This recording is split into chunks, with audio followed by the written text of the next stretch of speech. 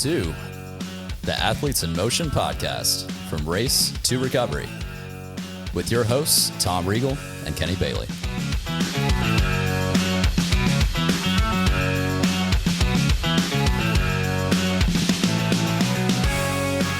Hey, Kenny. How you doing today? I'm doing fantastic. How you doing, Tom? I'm fantastic myself. We have Jay Williams with us today from RB Cyclery, owner of RB Cyclery. We're very excited about the topic today because we're going to be talking about gravel. Yes. It is, I think, one of the coolest new sort of trending things that are going on in cycling. I haven't seen this level of excitement across the board, from triathletes to road cyclists to mountain folks at all. Everybody. The cool kids are doing it right now. Yeah. And I want to be a cool kid. So before we get into that, though, Jay, you've got quite an illustrious background. You were product guy for Specialized. You rancher for USA Triathlon. Were you just like a BMX kid growing up? Were you always on a bike, or you just sort of fell into that? I've always been on a bike, man. Thanks for letting me be here. Join talk with you guys. I got into cycling when I was a kid. I can remember leaving the Schwinn shop in tears because my parents would not purchase that black and gold BMX bike, and I had to wait for Santa to bring it to me. Yep. So yeah, bikes have been around for me for a long time. And when I got into high school, I was looking for a job. Got into cycling with some friends. My parents suggested that I go try working at the bike shop. So I did, started working at a bike shop around 16. So got some work experience and just kind of kept falling in love with bikes and fell in love with the bike shop, and haven't quit. Did you like race BMX, or was that just No, never was raced. it an escape for you, or was it just like why a bike versus like I didn't get into football, or? Yeah, I was a huge soccer player. I played lots of soccer, lots of travel soccer. Soccer all the way up to the into high school. Was going to go play in college, and then kind of got burnt out before I went to go play. So for me, it was a release. It was something fun to do. We'd usually get home from school, and the three of us, my two other siblings, and we'd kind of get shunned outside. Yes. To go ride bikes, to go play. So in the cove that we lived on, everybody rode bikes. Everybody would pile tires up and plywood. Yep, absolutely. You need a good jump and see how far you could jump. And see if you could jump across the ditch. And see who could race down the driveway the fastest. So we did all that stuff as kids. So for sure, it was just a good afternoon after school release. And it started turning into racing, in high school. Okay. So you were racing in high school? Yeah, I was racing mountain bikes in high school. Nice. Racing road bikes kind of my senior year in high school. Which one did you prefer more, road or mountain? Or are they just two different disciplines? They're just two different disciplines. Two wheels. God, that's right. It was good. That's right. They're both a blast. I didn't care. I got into mountain biking first just because I had some. I can remember being like in high school and coming into Spanish class, and these. On Monday mornings, and these three buddies of mine would be telling me about their mountain bike adventure they had on Sunday. And I felt all super left out. So I went at 14 years old and bought a mountain bike from the local bike shop guy. Looking back, it was just a turd of a bike. Yeah. And then my mom would drop me off on Sundays with these other guys, and we'd go ride the Wolf River Trail System along the river. Where's this at? This is in Memphis. Nice. And we'd ride for, 4 hours. Wow. Yeah. Just goofing off and swinging into the river and getting lost and getting poison ivy. And, whatever. Just casually. I mean, casual is not the right word, but just, not racing each other. Just, it was an adventure. Yeah. Yeah. To be lost in the woods. We're not really lost on the trail, but yeah, you get it. Feels like it. Kind of thing. And then that just morphed into gosh, my friends are now slow. I'm going a lot faster than them. What about racing these bikes? Yeah. then the mountain bike racing became like, well, I need some more fitness. I can't go to the trail all the time, but I can ride from home. So a lot of the guys at the bike shop were saying, well, you should do road riding to get fitness for mountain bike riding. Got it. And just keeps morphing. Yeah. And then you're on the group ride of road ride, and you realize a lot of these guys are triathletes, and that looks like fun else. too. That looks like fun too. That looks fun too. Yeah. So it just keeps morphing into something. Just like Tom said, another two wheels. Yeah. To ride. Yeah. Yeah. I know as a kid, I mean, I had to make sure that my checkered pads matched my Vans on my BMX bike. And, I mean, it was a big deal, right? Like new handlebar. Mushroom grips were like a deal, right? I was so excited to get mushroom grips on my BMX bike. And then same thing, you go out and you just jump anything to jump it, right? Can you get over that? I don't know. That's right. You go first. And then, I don't know about you guys. I was a big GT guy. Yeah. I mean, that was my bike of choice. Yeah. And that had to be every... I was a red line guy, so that's right. Yeah, it's all right. You had to have all that stuff. You had to have grip donuts. Oh yeah, absolutely. Right. You had to have like the Velcro hub polishers. Yep. You had to have all these little Nice. silly things. It was crazy. So how'd you go from that to go into the corporate man at Specialized? What? Man, that was just so I was in Texas. I had graduated. I opened there was a guy in Texas that wanted to open that had a bunch of running stores. He put on a bunch of triathlons there, and he wanted to open a triathlon store, but he didn't know the bike part. So I had met him from some races and some other stuff, and so I moved to San Antonio and then opened a triathlon store for him, the bike portion, and then ran that store for him. And then I wanted to purchase the store from him. He didn't want to sell. I wanted to change some things around and just do some things different. And we couldn't come to agreements on that. And so I said, it's just time for a change. And I'd been working in bike shops for 20 years at the time. So I wanted something different. I want to do something different. So I wanted to try something inside the industry instead of kind of on the outside. So I just kind of, what I did was I did something a little different where I said, I want to move out west. And so I just pulled up the industry directory and said, what are all the bike companies that are on out the west? West Coast? Yeah, they're Specialized. So there's in a nice location. Right. There's Specialized, there's Marin, there's Shimano, there's Felt, there's Felt. Yeah. Profile Design. There's a million West Coast bike shops, bike companies. And so I just started interviewing with a handful of them, and that one stuck. So what were you doing for Specialized? So I was a product manager for road and triathlon. Okay.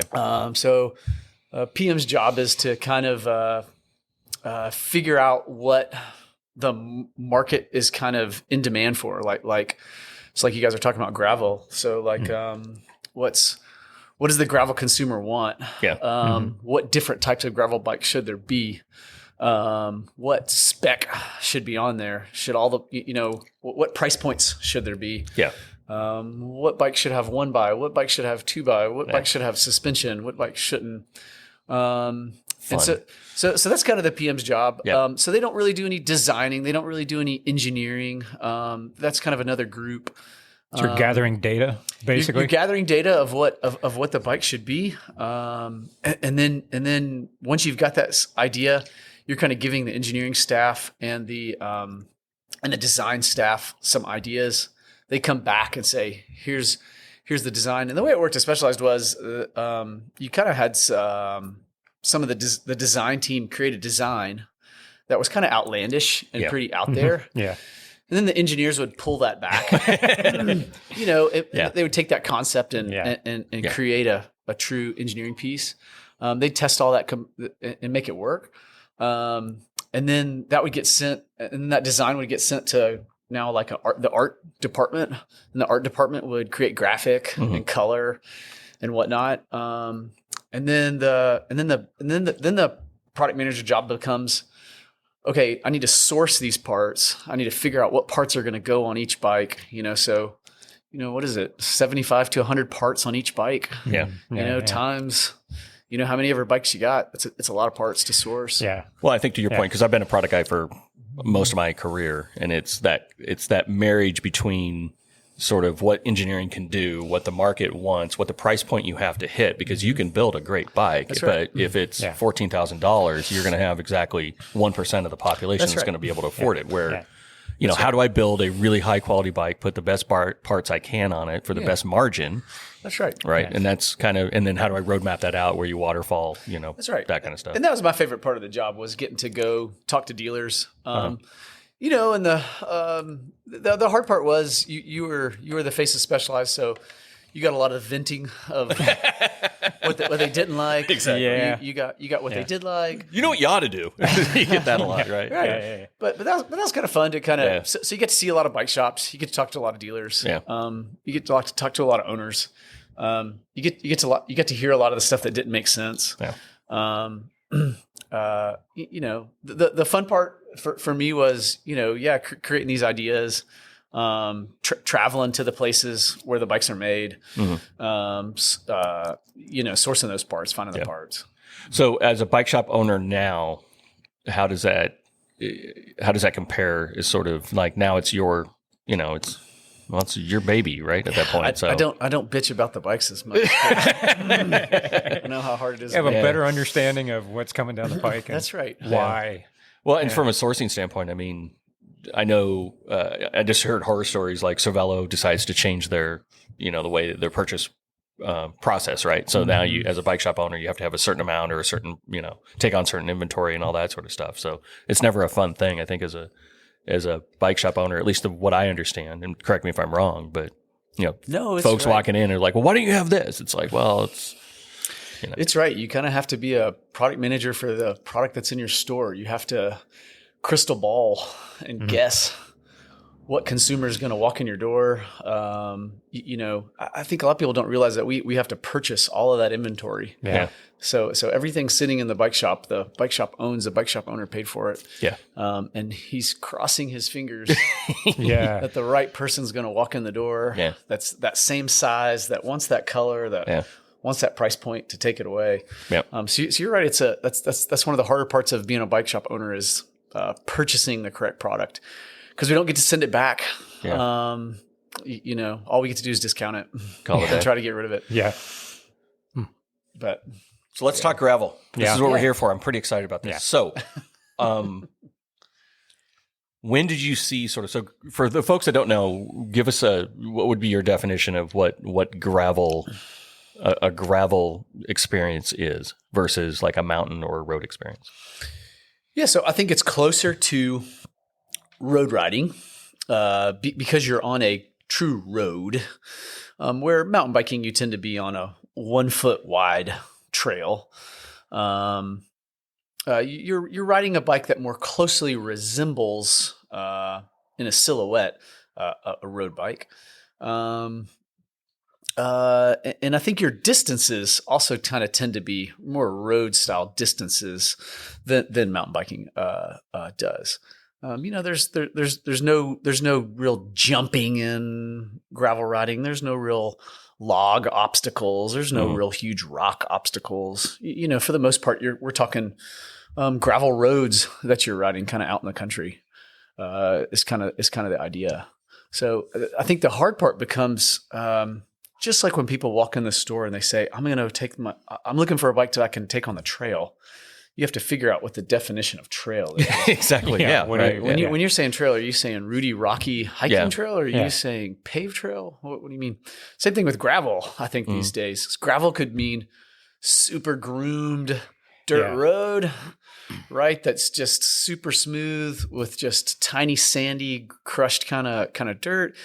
It can mean something kind of chunky. Stone, pretty heavy gravel road, where the gravel's, maybe half the size of your fist. And then kind of, roads in between. And then harder stuff like coming across a water crossing where the water from the creek, because they're not going to put a bridge has washed out the whole road, and you're crossing river rock. So yeah, all between. So then, it becomes a little cyclocross where you have to jump off and That's right. climb through some stuff and hike a bike and hop back on and go again. So what changes on the bikes? I mean, so in the geometry setups of the bikes, what makes it, if I just put wider tires on my road bike, is that going to work, or am I going to need, why specifically to buy another bike? I mean, I really don't need an excuse, but it's always N+1 for me. So it's like, what is going to drive people to go, okay, this is what you should look for in a gravel bike? What's the geometry? What are the changes that makes it flow on the gravel surface? Well, what I think is interesting is to me, this is just almost like the rebirth of cyclocross. Yeah, I mean, it's not, but it is. Because I remember when we would sell a cyclocross bike to people who couldn't decide. And what I mean by they couldn't decide is they can't decide if they want to ride the road. They can't decide if they kind of want to ride dirt roads. They can't decide if they want to ride through a grassy field. They want to commute on it. They may want to go on a 2-day bikepacking trip. And it was always like, here's your jack of all trades. It's the cyclocross bike. Yeah. Right. And then the cyclocross bike kind of took this divergence where it became extremely racy, and that's the one I bought. Of course. Right. Slammed front end. Right. Yeah. Where it just became a really specific bike to cyclocross racing. Yeah. And then that kind of jack of all trades bike kind of got lost for a couple of years there. I think in the last bit, and then these crazy guys out in Kansas decided to start doing this big gravel race out there. And I think that's kind of the birth of where all this gravel stuff kind of came from. But in that place is kind of a unique area where you'll have like paved road at the edge of town. And then just literally the town just turns into gravel road right after. Yeah. We don't really have that here. We have lots of paved road, but we got to go pretty far for gravel. But that's kind of what created it. And then all of a sudden, the manufacturer started seeing this race kind of take place, and people getting interested in getting away from cars and getting on a gravel road. Yeah. And so, sorry, Tom, I'm coming a long way around to answer your question. No, it's all good. But they saw like people are using these not to race with, but they're doing adventure, right? Just to see things, right? Yeah, they're doing to see see things. They're going for endurance. They're going for long periods of time. So these days, the gravel bike, the difference between like a road bike and a gravel bike is, one, the gravel bike kind of has a longer wheelbase to kind of give it some more stability when you're out there, to give it some more comfort, to soak up more bumps. The tires are getting wider and wider and wider. Yeah. And that's just everywhere. The whole industry, the whole trend is that, I mean, road bikes now are getting sold with 28 to 32, which never happened before. Yeah. Tri-bikes are coming with huge, wide rims and 25 tires when they blow out to 28. Casual hybrid style bikes are now going all the way into 38 and 40. They're just getting bigger and bigger and bigger. Yeah. So a lot of gravel bikes we're seeing now are starting at a minimum of 40 millimeters of width. Wow. Yeah. Right. Which won't fit in your road bike. No. The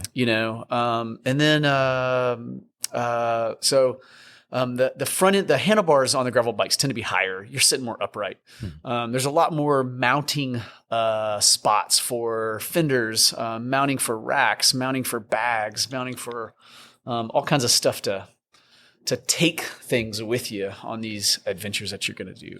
Yeah, I think to me, it was an interesting sort of evolution, right? Because I think you're right. The cyclocross was like, this is really cool. I think it was the Northwest you guys did cyclocross, right? Because again, it was born out of necessity. Out of it was sloppy. Yeah. There's a tree in my way. I need to jump over it, that kind of thing. Right. And then suddenly it got to a fine point where you're doing world cyclocross racing, and these guys are ridiculous. And the pro road guys are now competing and killing everybody in it. And all that sort of stuff, right? When Peter Sagan shows up, you're dead. So, or Wout Van Aert decides I'm going to do cyclocross. Yeah. Thanks, Wout. Everyone's fighting for second. So it seems that the gravel, back to your point, we were missing sort of technical. I don't want to go do single track and try to figure out how to do a hardcore mountain ride, right? and there seems to be this rise in just anger amongst, cars, and it's been there, but it's getting a lot worse these days, right? You just see more and more accidents. You see more things happening. People don't want to ride on the road, and they miss those nostalgic days of like, I just want to be able to go ride, but I don't need to kill myself on a single track, and I don't want to, get hit by a car on the road, because that's becoming more dangerous. So it seemed like it hit this beautiful sweet spot. Is that like where you can still go do something really cool? You get a nice adventure. It's not too technical. It's more upright. It fits. It's not, is that kind of how this thing really exploded? Because it's fascinating how gravel is becoming sort of, everybody likes it. Triathletes love it. Roadies love it. Mountain people love it. Casual people love it. Why do you think it hit that? Is it because it just hits on that sort of sweet spot? Or why is it such a phenomenal sort of rise at this point? I think you're right. I want to get back to the car thing, because I want there's something cool going on in the car world too that I want to talk about. But yes, I think the car thing was a huge driver in doing Pardon that. The pun. But yeah, people don't feel safe around cars. When they have no protection, myself included, most every road cyclist. And so this was a way to get away from cars. Where we ride, you're getting closer to dogs. So that's a real problem. The trade-off. I don't know if the trade-off is I don't know any which better. one's worse. Right. So I was talking to this guy in the shop yesterday, and I was like, how was your ride, in Hickman yesterday? And he's like, oh, I got chased by 7 dogs. I was like, so now you count the dogs, not the cars. Yeah. So he calls them like dog intervals. Is what he calls them. So it's pretty good. But I think that's what it was. I think there's been a little bit of need for that in the lower price point of the industry, like where when somebody comes in and they're wanting to get into road cycling, and but their budget is $800 to $1,500. They're still in that I don't know phase. Yeah. You know what I mean? So that gravel bike is a perfect bike for that I don't know, because it can do everything, right? Because you can go road ride on it, you can go gravel ride on it, you can take it as a commuter bike, you can just ride with your kids in the neighborhood with it. It kind of does everything, kind of idea. And then if you really get into road cycling and you're like, wow, I really like road cycling and I like going fast and I like going far, then your next bike at $3,000 can be a road bike. Yeah.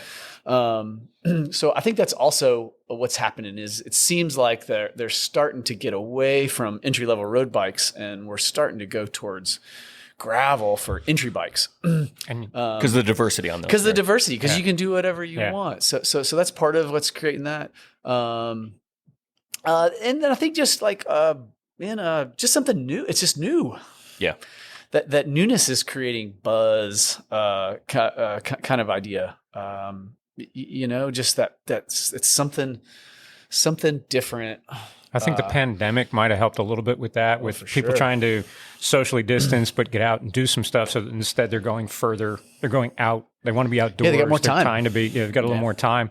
And I think the newness of the riders with less experience, less handling skills on the bike and cars comes back to that. It just freaks them out because they're so not used to it. I don't like it, but I'm so used to cars buzzing by or throwing things or sticking a hand out because of all the riding I did out in LA for years. And it just, nothing phases me anymore. I still hate it, still not happy with it, but nothing spooks me into the point where it's just kind of like, well, they just buzzed right by you. And I just put my hand out and just moved over a little bit and just touched the car just because I knew I could do that. Yeah. And it's like, I'm getting less of that out here, which is kind of nice. But I'm further and further out on the roads. But I think that nearness and the lack of experience of handling your bike and knowing what your bike can do and how you can maneuver is huge. So I'd want to get out on a nice fire road and just get out there and just kind of cruise it. But then you need to have the panniers. You need to have a little extra stuff because you can't hit the gas station when you run out of fuel. You're out of water. You got to think about a little bit longer trip that way. Yeah, and I think we're all just if we ask the three of us, would you rather be inside or outside? Well, we're all going to say outside. Yeah, and then if you ask us, well, would you rather be in the city or kind of like in the woods. In the woods. We're all going to say in the woods. Yep.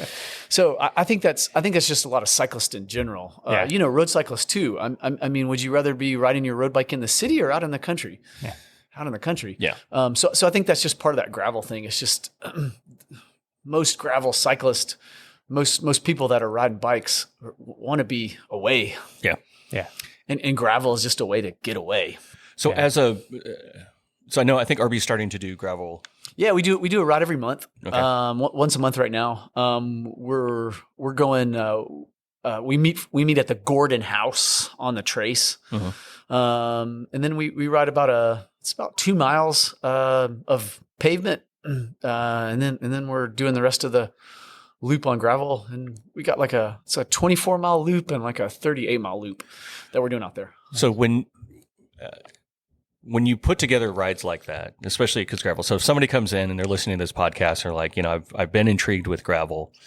The takeaway is, well, it's a versatile bike. It's a stable bike. It's a little bit more casual on the rake. So you're not slamming the front end and, looking over the handlebars. One of the things that I guess I'm naive to, I did my first gravel ride up in Tahoe, and if Tim's listening, I'm going to kill him. It was like 3,000 feet of climbing, and at one of the climbs, it was 1,500 feet, and it was basically single track. And I thought we were going to do this nice fire road gravel bike adventure, and it ended up being, the side of a mountain.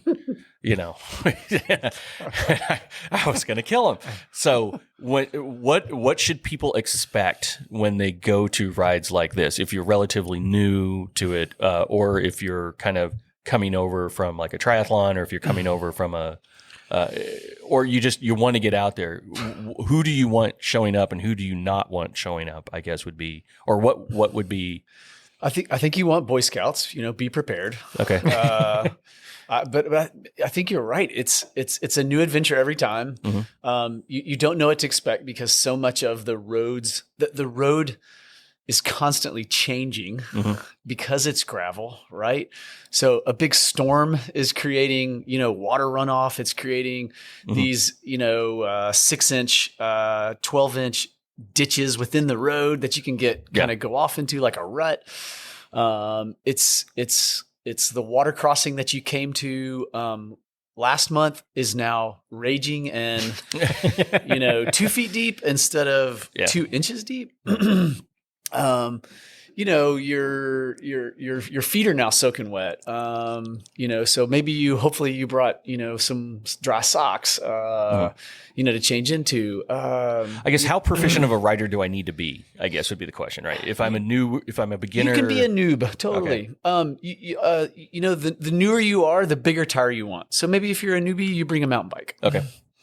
Okay. You don't have to have a gravel specific bike. Yeah. You can do it on skinny tire. You can get away with a 33 or a 38, but you got to go slower. Or you got to be a proficient bike handler, kind of thing, kind of idea. But yeah, it's very different than a triathlon road ride. It's very different than a group road ride. Yeah. It's what it's equipment wise for like shoes and mountain bike shoe tends to work better. Okay. Cause you got a lot of hike a bike. You got a lot of walking through creeks, on our side. Here. So that kind of stuff. Pedal wise, the same way you'd kind of lean more towards SPD mountain bike style pedal. Yeah, something that's not going to collect any dirt and Yeah, stuff like that. right. What about this? Now they're making the specific gravel bike shoes. Is that is it really? I think they're taking advantage of it. Okay, that's kind of what I was leading to. It's like, really? It's just, it looks like a mountain bike shoe with a carbon plate in it. Is it really? No. Yeah, I think they're bamboozling us. Yeah. Well, there's always going to be that, right? If you got to slap I think cyclocross did the same thing, right? You got cyclocross specific gear, and all of a sudden it's like, I think that's all it is. No, you can get away with a lot of crossover gear. Yeah. Make it worse. But no, road shoes. I don't recommend. But yeah, brand new person, tennis shoe, platform pedal. Standard old tennis shoe pedal, totally fine. Just kind of have fun, right? And just kind of. Yeah, our rides are pretty casual that we do. I think most gravel rides you're going to do are not the people you're going to meet are also not serious. They're laid back kind of people. They're out for the adventure, not for the There's not an Not A for the group race. and a B group and a There's not an A group. There's not a B Yeah. group. There's not a C Yeah. group. Yeah. It's way more mellow. It's a lot of like-minded people. Yeah, I remember going from like road racing, and I did my first cyclocross race, and I showed up, and road racing is like, I'm going to eat your lunch, I'm going to, tear your head off, I'm going to, use your skull as a drink when I get done beating you at the line, right? You're all just, trying to kill each other, and the sprint finish is going to be, epic, and that whole thing. And I show up to a cyclocross race, and I didn't even think about it. And I'm just like, oh, yeah. And some dude's like, dude, calm down. Like, there's dogs running, there's families and kids are there, and they're just having a good time. Right. And that's what's, I think, kind of the fun about road feels intense, right? Triathlons tend to be intense. Yeah. They're Right? getting that way. I think they were much more welcoming in the beginning, and the grassroots races are still pretty welcoming, and that's what drew us to the sport. So. Yeah, but so now it seems like people are more casual when it comes to gravel, right? You're not trying to do like this gnarly single track. You're having a good time, and if you just bring in a fun attitude and an adventurous attitude, it's going to be great, right? Right. Yeah. That's funny. You're talking about like I remember coming from a road background into triathlon 20 years ago. Yeah. And it was the same way. And I remember like passing somebody on the road bike, and the guy's like, "Good job," and I was like, What? Exactly. Like, what? Good job. Yeah. No. You're cheering me on? What? Hey, How Grace, does that that's work? impressive. right. And I think it's that way in gravel. I just lost a t-shirt. It's the same kind of way. It has that first grassroots feel, and you know, in a That's gravel super race, supportive. super, It's like we're all getting through this together. That's That's right. why getting into that's even exactly the longer right. distances, stuff like that. Everybody's the same way. That's It's right. just like they just want to see you get to the finish. They want you to enjoy it. That's right. As much as they are. You know, crossing the creek crossing. Give me your hand. I'll help you cross. I'll help you cross. And, Yeah, one of our last podcast guests was a guy named Ian Murray. He runs the LA Tri Club, and one of the things he was super excited about was gravel triathlons. Have you seen that rise happening here? I haven't. We're one of the guys at the shop and me are talking about trying to start it. So Cool. So we're trying to. The hard part is scouting locations. Yeah. Because you got to find that perfect location. You got to find something that's where you got a lake or a river you can swim in that's next to gravel that you can run, that you can also park cars. Yeah. But yeah, we're scouting some locations, trying to find some stuff. We know there's some stuff up in Michigan too that's been going on for a couple of years. But yeah, it sounds really cool. There's Dan Emfield of Slow Twitch fame and Katana Roo fame was talking about this about 2 years ago. There was the Triathlon Business International group that used to be in existence, and we'd get together and talk about all the business. And he was talking about creating triathlon based on the terrain. Like, so the distances don't matter. It's finding the best terrain. And then, if it's a short swim, it's short. If it's a long swim, it's long swim, whatever. And then using mountain bikes, you're using, at that point, gravel was sort of starting to come out, but it was basically off-road. Right. And starting to do this. And he's always such in touch with the industry. I was always impressed with him and enjoyed speaking with him as he extends stuff out, starts looking down the road. It's like, why aren't we doing more of this? Why aren't we kind of going this way? He's a good futurist. Yes, totally. And looking at the Gravel Tri Series, USAT jumped on that pretty quickly, which is kind of going moving along. I think it's cool. Awesome. It gets us off the roads. Again, it gets us off the roads. It gets us outside without having. I mean, you can even do it on a mountain bike. It's perfectly fine. Just finding those roads. So forgive great. my ignorance on this one. So it's going to be sort of a gravel, obviously a gravel. So you do the swim, get on a gravel. Is it also a trail run then at that point, or is it, or you're? I think it's like Tom's saying. It's like whatever's available. Whatever's there. Yeah, figure it whatever. out. If it's trail, it's trail. If If it's a mixture, it's a hybrid of both. you might run on both the road and the trail. You might ride on both the road and the trail. Yeah. I mean, it just makes it. Or it's a run on a gravel road. Yeah. You know. Yeah. I think it's cool. I think there's a future for it. Is there a? Yeah. So one of the dangers, and I've read this, and I don't know if it's happening, but one of the dangers of what happened with cyclocross, right, is it started out cyclocross was supposed to be just more adventurous, and then it got honed into races, and there seems to be, again, gravel is starting to get a lot more formal. People wanting to do gravel races. Do you see there's a danger that gravel goes to the same way that cyclocross went, where it's getting more and more competitive because anything that you start that's cool and fun, you got two people that are always going to be like, a half a wheel in front of somebody, and all of a sudden a race occurs. Well, I was gonna say that's the joke, right? I mean, Yeah. when the second bike was built, that was the day of the first race. Yeah. Yeah. So I mean, I don't think there's danger in it. That's just like saying like, I mean, on the mountain bike side, I mean, there's World Cup racing, but man, most people just get on their mountain bike to go ride in the woods and have fun. Yeah. I mean, that racing component's always there. I don't think it's going to ruin it. Okay. I think the hard thing about cyclocross was it's so specific, right? That's what I'm thinking. I didn't know if gravel was going to. I think gravel, like mountain biking, is broad enough. Okay. Yeah.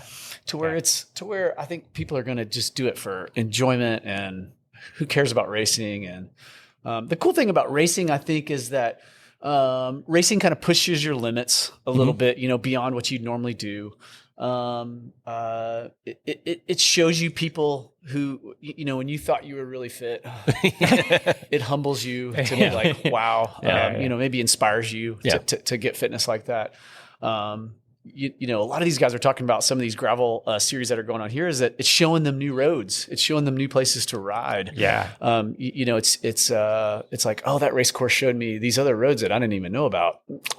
So kind of showing you some other places, kind of thing. So I don't think I definitely get there's some negatives to racing, but there's definitely some positives. Yeah, I think I'm nervous about the cyclocross sort of track it took, right? Yeah. Because cyclocross was very specific. Even people that were in cycling, Right. It's like, well, what's cyclocross? It's like, oh, well, you jump off your bike, you hop over Yeah. thing, you go real fast, and it's 0 to 180 beats per minute. Right. And they're still looking at you like, go. huh? Yeah. Right. So it was but it was also an incredibly it was a sprint, right? Yeah, right. So I think that was part of the thing, but it's got so specific to your point that I just wasn't sure if gravel, if that starts getting there, And or it is seems like, wide enough. It is. It's already the industry's. The bike industry has.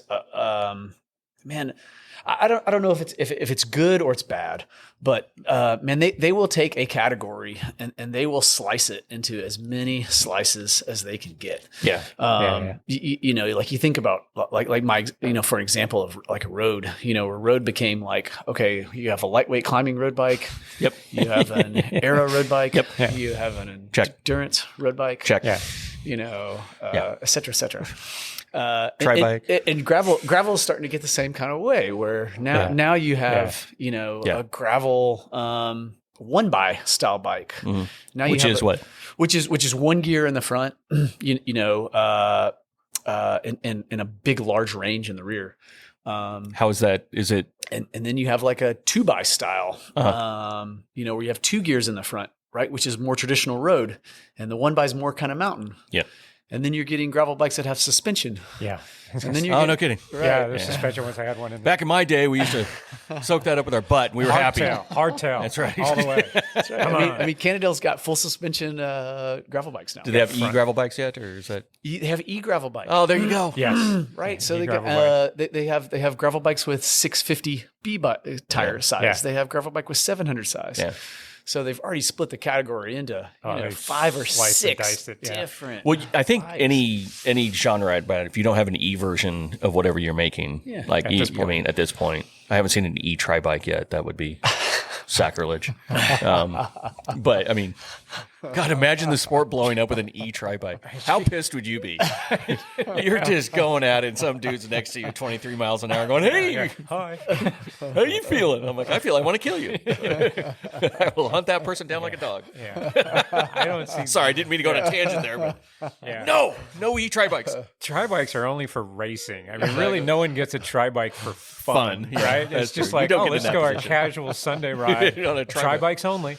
All right, yeah. So that one I think might be a protected Protected class. class. Everything else is wide open. I think the thing is going to be interesting is the speeds that they're going to allow these bikes to go. Yeah. And then, of course, everyone's going to break out their wrenches and they're going to figure out a way to make it go faster because that's just what we do, right? Yeah. And I don't think they're breaking their wrench out. They're breaking their laptop. Yeah, exactly. It's gonna be Yeah, a software. They're hack. hacking the Exactly, software. Yeah, yeah. So there's going to be like a black market for Yeah. tuning your bike. Yeah, right? exactly, right? Yeah. Bike tuners. Wow, that's a whole Bike market for tuners. you guys. You That's think a whole about that. thing. I know. I wanted to get you guys are talking about technology, so I'll swing this in here. You guys are talking about like cars. Yep. Fearful. Man, I think in maybe I maybe 20. Maybe 20 is too early. Maybe 40 more years. Road riding is going to get a rebirth. Really? Yeah. And the reason is because of technology.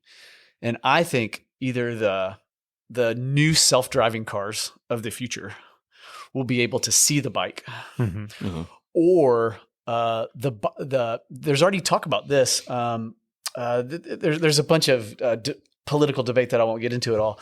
I'll just talk about the technology, where the rider can have some kind of beacon on them, and then the car knows, hey, there's a cyclist. There's a cyclist in the road. Okay. I see them through the beacon. Yeah. Right.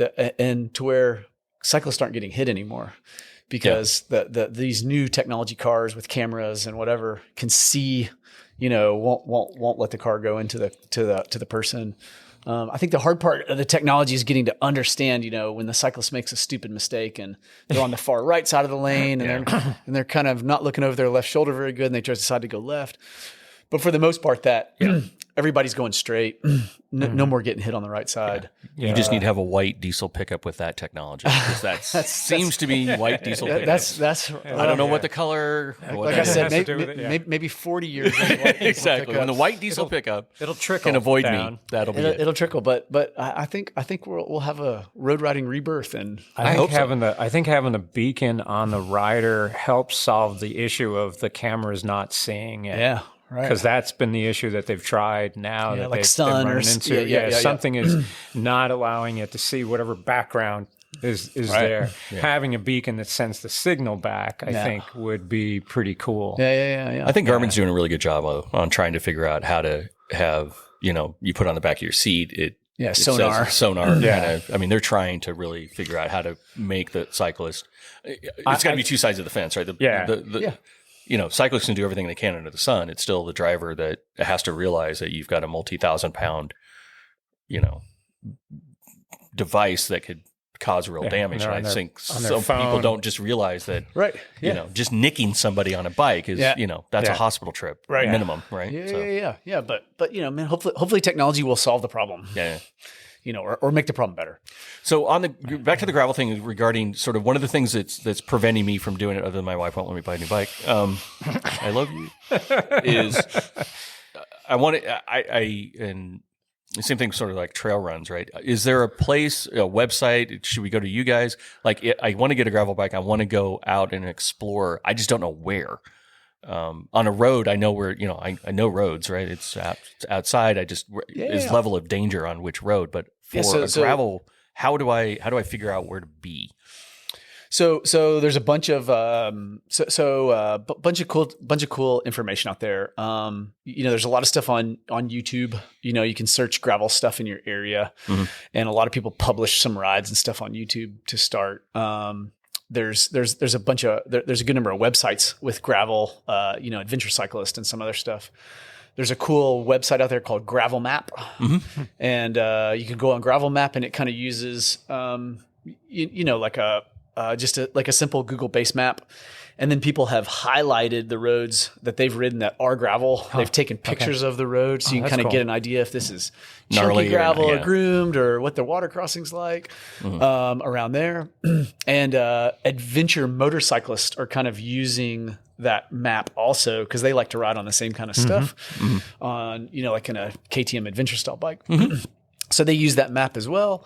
That's out there. Man, even like even Strava and, Map My Ride and Ride with GPS, those kind of simple things. Those websites also have kind of where to ride gravel, where guys are doing gravel rides and that kind of stuff.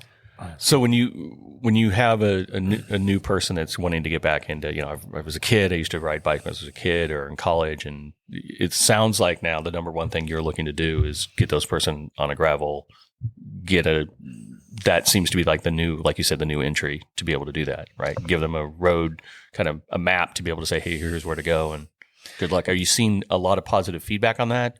Yeah. How's the reception been, I guess? Reception's been good. These guys really like the ability to do a lot of things, as their first bike. Because I think that's the scare. They come into the bike shop, they're going to spend $1,000 and they're pigeonholed into something. Yeah. you know, where that gravel bike could race a triathlon. Yeah. You know, albeit you're not going fast, but it'd be fun. You know, you can road ride with some other buddies by changing the tires down to 28. Yeah. You can put 40 tires on and go ride gravel. So yeah, lots of choice. Have you seen a lot more sales on your side when you look at like the pie chart of what you guys? It's growing. It was really slow for us, and I think our area is a little different. You know, and I think all that has to do with how close is the gravel to you. Yeah. You know, so in these shops where the gravel starts really close, right outside of town, I think they do a lot better with gravel bikes. For us, it's nearly an hour drive to where gravel starts. That's just our county is wealthy and likes to pave with no bike lanes. With no bike lanes. Yes. But we have really nice road riding here. You know, Leapers Fork's some of the best, road riding in the country. And you got it, but you know, gosh, it's 30-minute drive to there, you know, and then it's another 30 minutes to the next county. You know, and that next county for us is, about 90% unpaved. Wow. So it just depends on where you're at. But yes, it's growing for us. It's steadily growing. And I think the reason it's growing is the bike. The reason the bike category is growing is because, it's a do-all, jack of all trades kind of bike. Where for your first bike, you're not stuck. Yeah, you can commute on it. You can bounce on anything and just kind of back and forth. And if you want to spend a lot of money on it because you're crazy and you have it, there's a headroom for that. Yeah, Right? totally. So, yeah. $10,000 bikes all day. Really? You can get a $10,000 gravel bike? Sure. Oh my gosh. Yeah. Okay. Sure. Yeah, if you can spend the money, they can build one. They can for build you. one for you. Yeah, Yeah. for You sure. like those people. Yeah. They don't come in enough. I'm trying. I'm trying. So how do we grow the sport? How do we get the kids involved? What do we do? Because you're involved in getting kids on mountain bikes, right? So tell us about what is the organization that you're? Yeah, so the organization that my wife started here, it's NICA, National Interscholastic Cycling Association, which was started out of Northern California, is where they started it, kind of in the Berkeley area, and there was just a school teacher that wanted to have wishes that he could race bikes when in high school when he was in high school. So he kind of started getting it going, and it's just grown from California out to many other states. So my wife kind of started the Tennessee chapter. Nice. Here about 8-9 years ago. So we put on 5 races in the fall. We have about 600 students that race.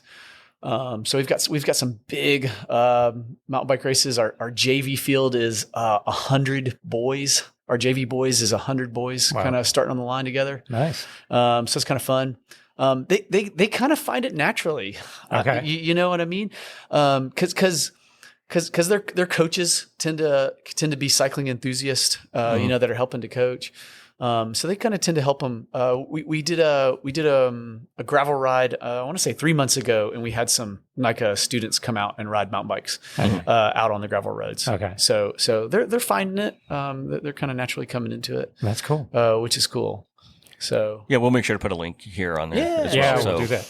Definitely. Yeah, I think anything we can do to keep growing the sport, growing it, whether it's triathlon or road riding or whatever, getting kids active.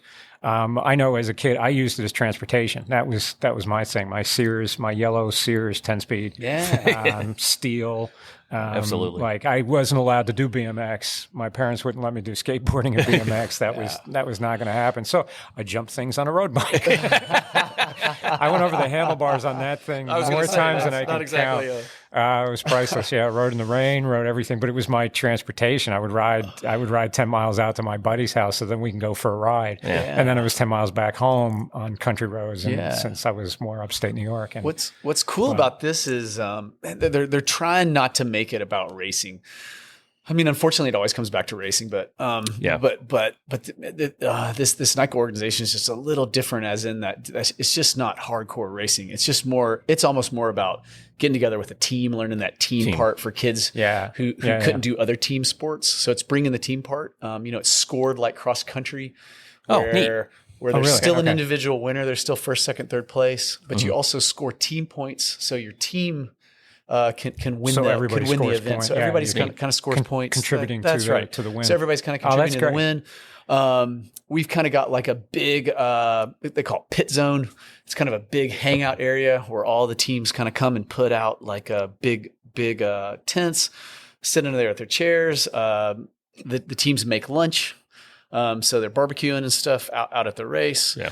Nice. So it's kind of different than, just, here we're just super focused to race. It's not a crit race. Not a crit race. So there's a lot of kids out there that are racing, that are riding hard, that really want to be competitive. And then there's a whole nother set of kids, that are just, they're having fun. Yeah, I think you nailed it too. It's like cross country. I mean, my kids are in cross country the same way. You've got really, really fast runners that are going to do really well, and half the cross country team are just like, I just want to go run. Yeah, right. So, I just want to be with my friends and hang out. crack fun jokes. And, Cool.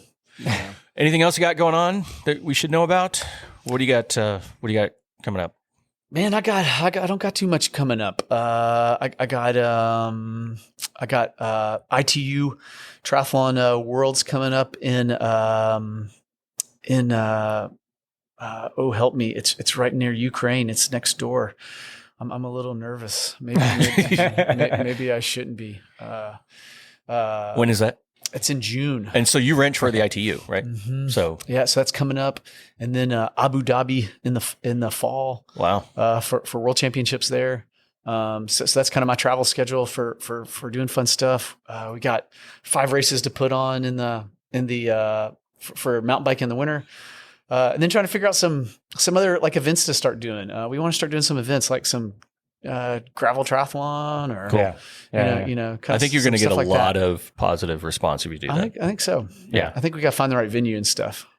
So There's a really great triathlon community here in Middle Tennessee that I've been discovering since I got here, and it's pretty cool. It's quiet. Yeah, right. It's quiet, but it's simmering. It's all there. I think finding a few more events like the gravel tri stuff will get absolutely. people It's just jumping out different. pretty good. It's different and it's adventurous, and it makes perfect fun. sense. Like you said, you can get a bike that's not specialized to, because everyone freaks out when it comes to like triathlons, right? Oh, I need a tri bike, or I need clamp-ons on my road bike, and where you can just come out with your gravel bike, and it's the same one you use to commute. It's the same one you're using to go have fun with. You can race with it too. So that's Or your 10-year-old would open it mountain up bike. quite a bit. Or your 10-year-old mountain bike. Throw some flat pedals on it. There you go. You have a faster transition. There you go. 35 pounds you're hurling. You're kind of jumping out on that. Yeah. Cool. So cool. Well, great. Thank you so much for coming. Thanks, guys. Thanks for having me. Really appreciate you stopping by, and we'll have to have you back on and talk more cycling, more bikes and stuff and tech and gear and all that, because we love it. We love talking about that. So thank you everybody for listening and watching on our YouTube channel. Give us 5 stars, thumbs up, all that good stuff. It helps the algorithms, helps more people find our lovely podcast that we're into year 2 on.